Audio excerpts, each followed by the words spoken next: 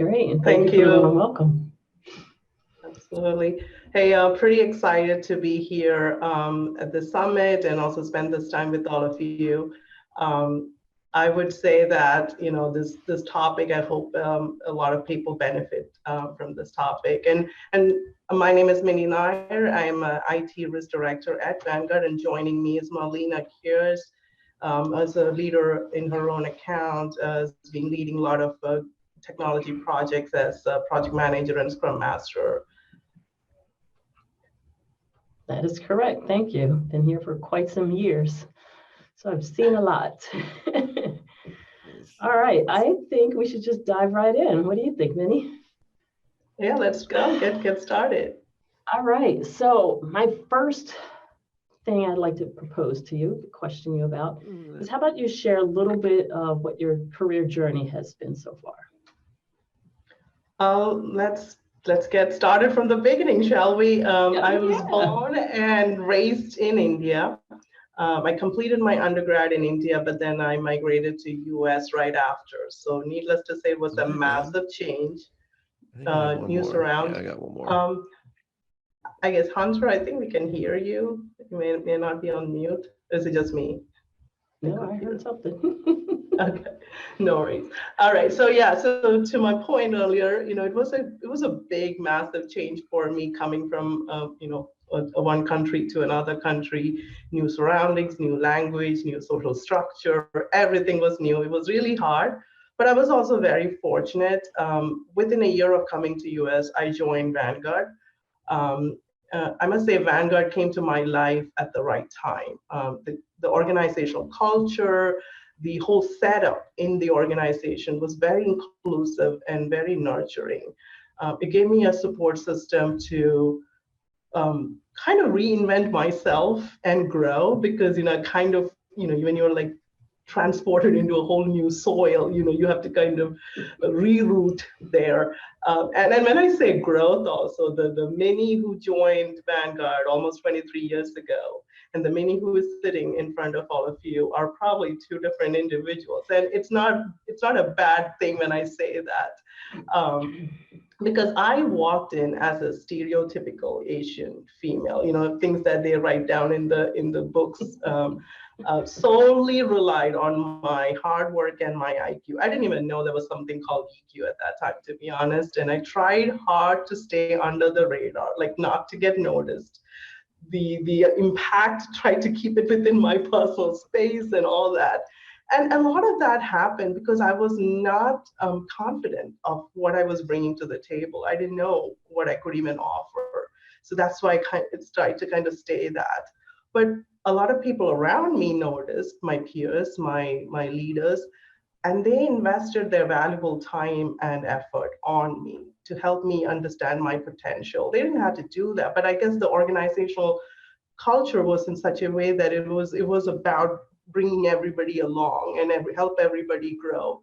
So I really benefited by joining an organization like this, especially at the time when I came in and the way I came in too. But my journey would not have been complete if I just solely relied on other people or the organization or the general structure to kind of help me grow. You cannot always rely on that other people. You cannot rely on outside forces to help you. You have to invest in yourself. You have to work on yourself. And the way I paid back for all those people's valuable time and effort on me was kind of investing in myself and also helping other people who probably is in the same path as me, like, helping make their journey a little bit smoother and faster.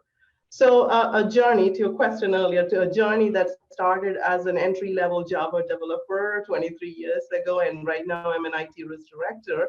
I would call it a pretty successful journey, and mostly because it was enriched with so much learning and growth. Because you can always measure your success, career success, by counting the number of times you got promoted or the cool titles that you got to hold. But I really have grown to appreciate the fact that you should rather count the number of opportunities and platforms you got to have a real impact on your organization's mission and make significant impact on lives of people that you come across. So yeah, I mean, no complaints here. And you know what? I'm sure a lot of us can share similar journeys. I mean, maybe not coming from a different continent, but Right. yeah, I mean, 26 years ago for me, I came in, I stayed in my little bubble as well. I was a COBOL mainframe programmer, little bubble, but I've been fortunate enough to work with enough people that kind of brought me out. So I understand what you mean by There you two go. different people over the years. Yeah. All right. So based off of that, kicking us right into it, what does it mean to you to have a personal brand, and why do you think that everyone should consider having one? So what is a personal brand? I guess we all know what brand means, right? We hear these words and then it means so many things behind that one word, like Amazon, Nike, Ferrari, like these are one word, but there is a package behind the scene. And those are product brands. Talk about people, like Oprah or Princess Diana, or like you pick people and there's a brand, right? They represent so many things with just that one name. So I would, if I have to say what personal brand is, like, give a definition, I would say it is who you are and how you make people feel. A lot of people forget about that part. And your reputation, like, how you are perceived outside of yourself, and what makes you unique. I think these are all the things that's kind of encapsulated in your personal brand. So you can't think of it as one thing. It's a packaging of a lot of things. It comes from different sides of things. Now, why you need to have a personal brand, and there are two reasons. One, you do not have a choice. This is what I have to say about it, because the personal brand, when it comes, there's two things that you can pick from. One, have a good personal brand. Number two is not so good personal brand. Even the fact that nobody knows you is a not so good personal brand. So, so that's why you only have choice between these two. And what would you rather pick? A good personal brand, right? So the fact that you are projecting a brand without even wanting to project a brand makes personal branding a more critical resource for you. And I would think all of you would rather have a good personal brand than a not so good personal brand. So that's the reason number one. Number two is that most of the critical decisions about you are being made based on your personal brand, whether it's professional or personal, like whether you should be hired, whether you should be given a part in this big program or a project, or whether you should be funded for something, or even I would say, to stretch it to the personal side, right? Whether you should be invited to a party or whether you should be allowed in a group or whatever, it all is based on your personal brand.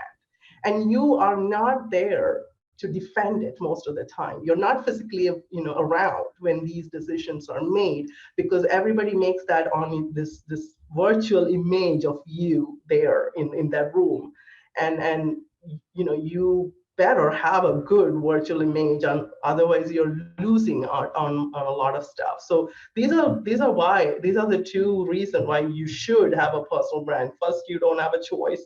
Number two, all critical information or decisions about you are made based on that personal brand. That's amazing, because I've never really thought about it from those perspectives. And you're right, people are judging you right away, whether you know it or not. Yeah. They're assigning you something. Yep. So might as well put that extra effort to make it something you want it. Yep. All right. So that being said, if I or one of our listeners was thinking about creating their own personal brand, what would be the top 3 things that they should consider? I know when most of us think about personal brand, I mean, this is part of my growth too. Immediately you think of, okay, let me go get some expensive business suits, or do some grooming and take a professional photo, like this is way beyond that, right? It's not, and sometimes expense is not equal to what you are thinking you will get out of it. The brands, you have to realize that, are built progressively. It doesn't happen overnight. And I think of any brand that you know, right? It didn't happen overnight. It happened over the time. So you have to be investing time in it, consistently. Number two, there is that being said, I would say that you better start now, right? Today, now, because in some cases, some of us probably have to unbuild what we built wrongly, and have to rebuild a new one. So there is some unlearning in some cases too. So I would say you don't have time to lose. Start now. And it all starts with self-awareness.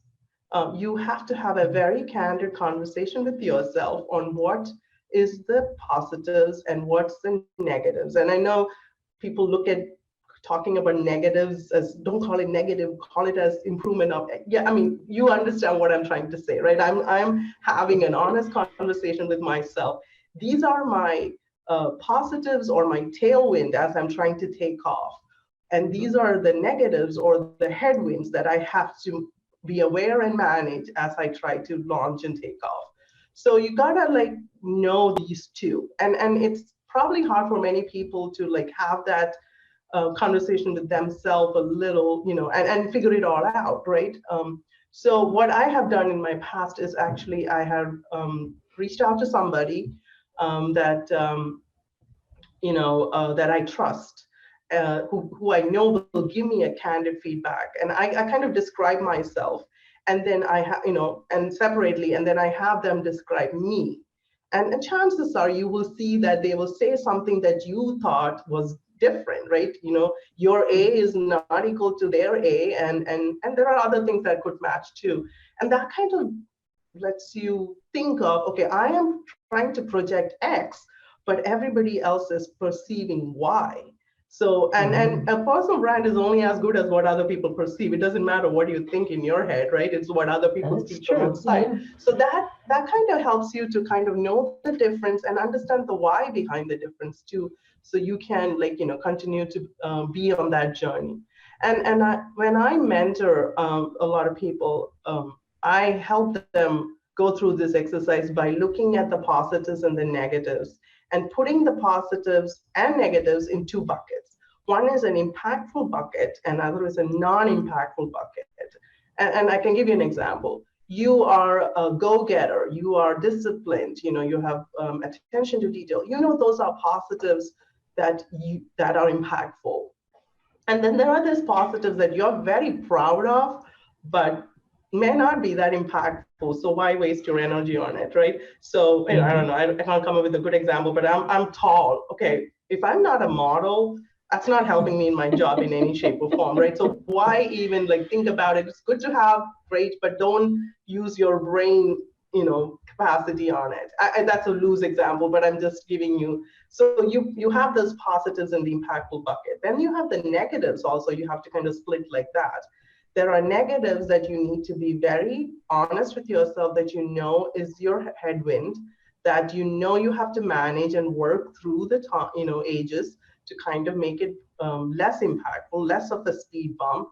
And then there are negatives that may be bothering you, but you have to look at it and understand whether it's actually impactful or not. So in my case, obviously I have always dealt with the fact that I do not have great attention to detail. I'm aware of it. I'm a big picture macro person.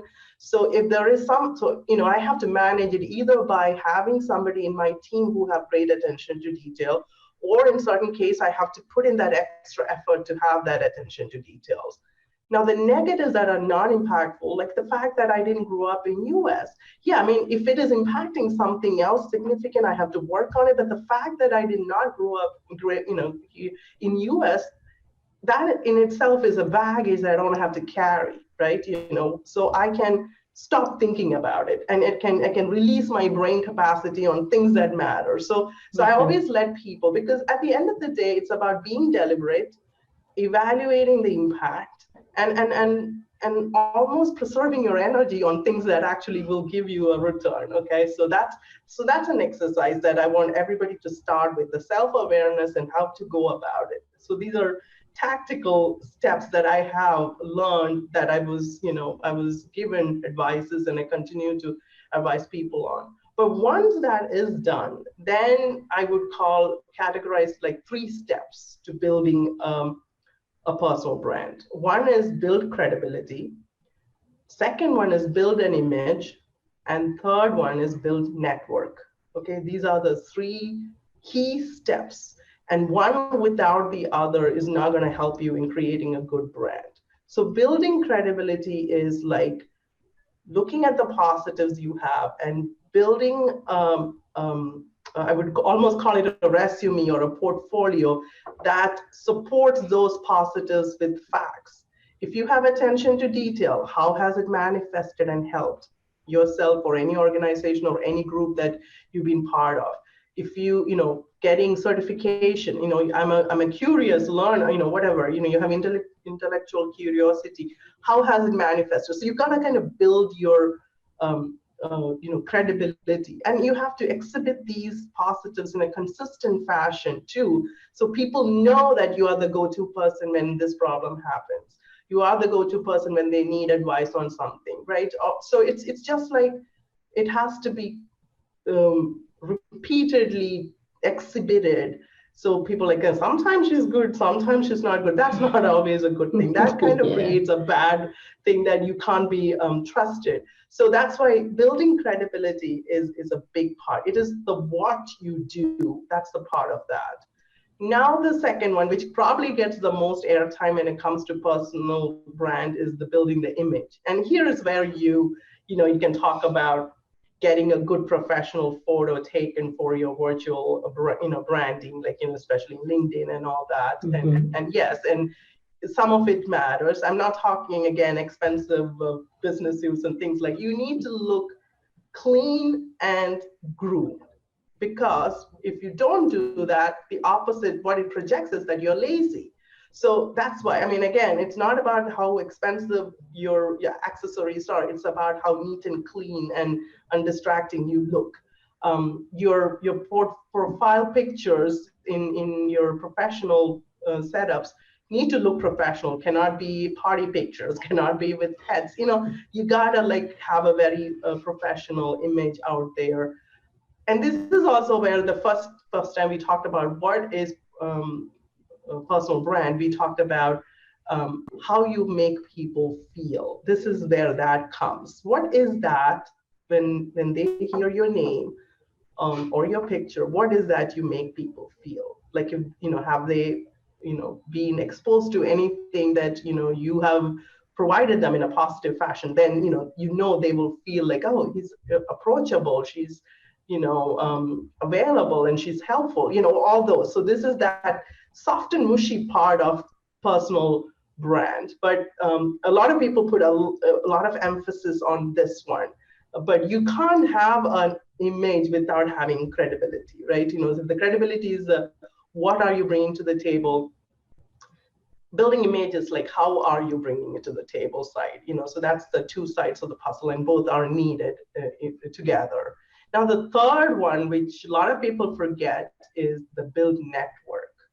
And earlier I talked about, me going to somebody and asking them for feedback, a candid feedback, somebody I trust who will tell me what so that I can grow, right?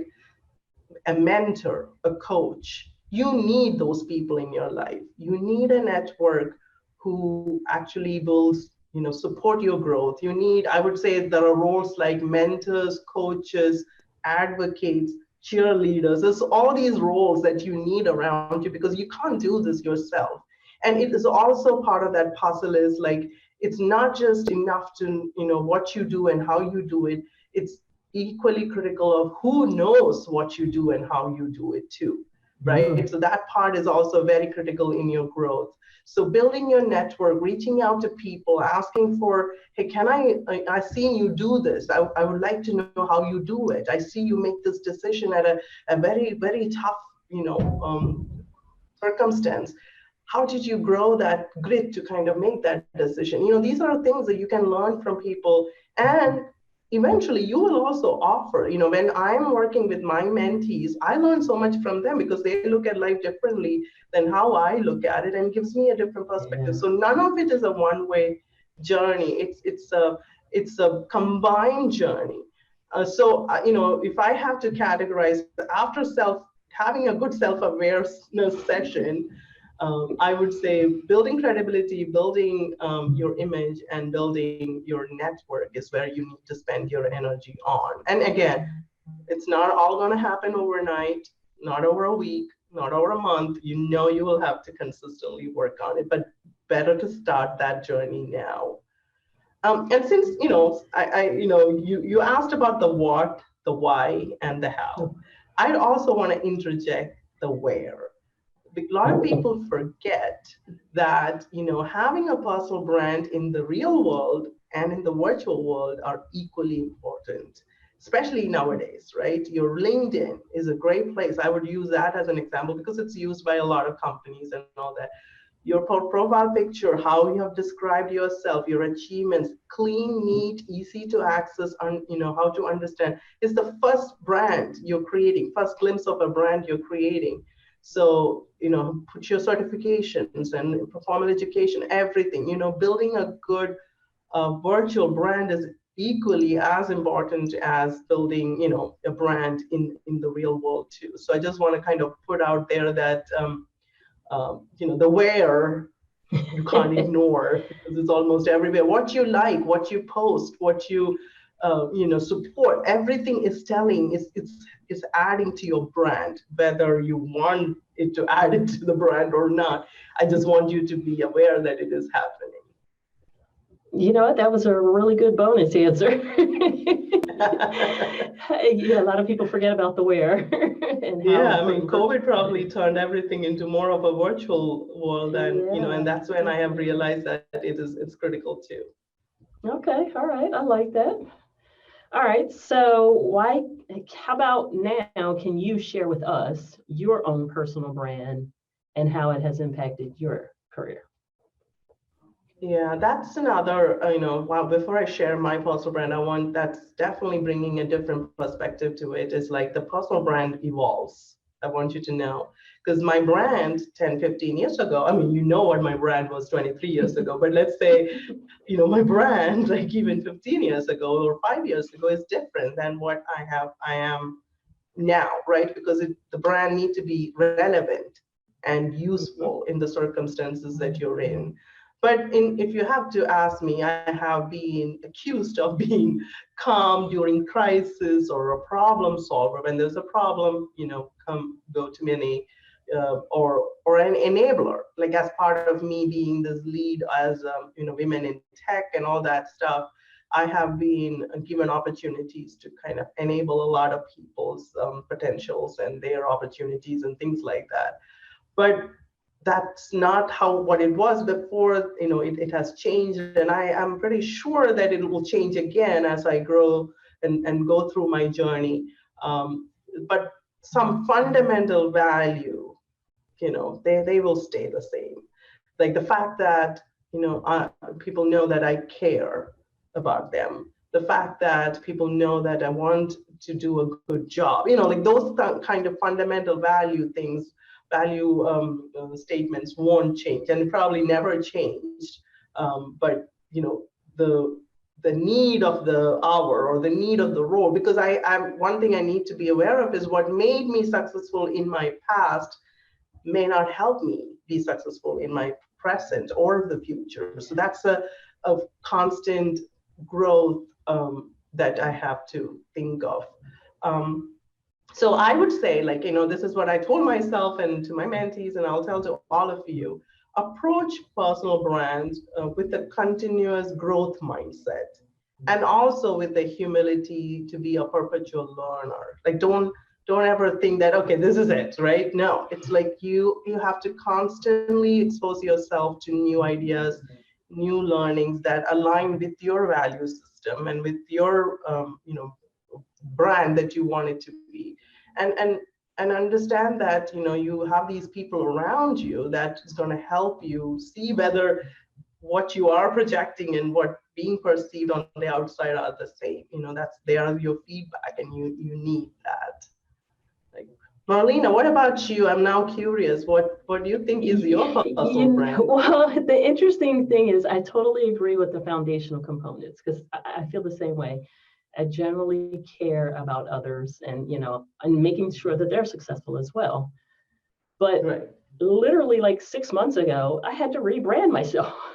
Like, from where I am now from 6 months ago, things had to change, just because I was in a slightly different role. Environment was different. I was doing things, I was more uncomfortable. So I had to make myself more self-aware, which is one of my favorite things that you'd said. I had to make myself more self-aware of what my positives and negatives are. I'm going to use those terms. Yeah. And I think now, not politically correct, but I think there are some real terms. I think it's making the point, though. So now I feel like I'm on a growth part of my journey, and I'm starting to share my personal brand, and I feel better about it, because it's more like, okay, they understand that I do have some knowledge, and yes, I'm here to teach and share and learn as well. So to your point, it's going to be a constant learning experience, but it's just amazing having this conversation that I'm just thinking about my career. And literally like 6 months ago, it was like, I could have used this conversation and changed things faster. I know. I mean, it's always like you have to go through certain things. You learn it the hard way, or it's always. But the biggest, most important part is the fact that you are open to learning and open to growing. Absolutely. And open to being flexible about it, and you're not rigid.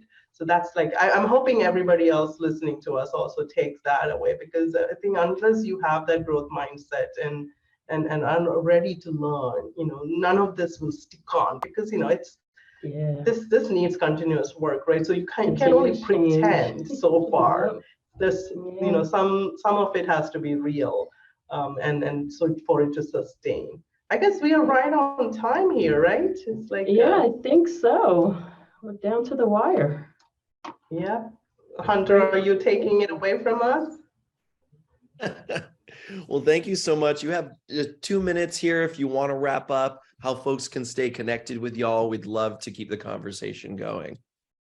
Yeah, but I'm myself, I'm in LinkedIn. You can always connect me through there.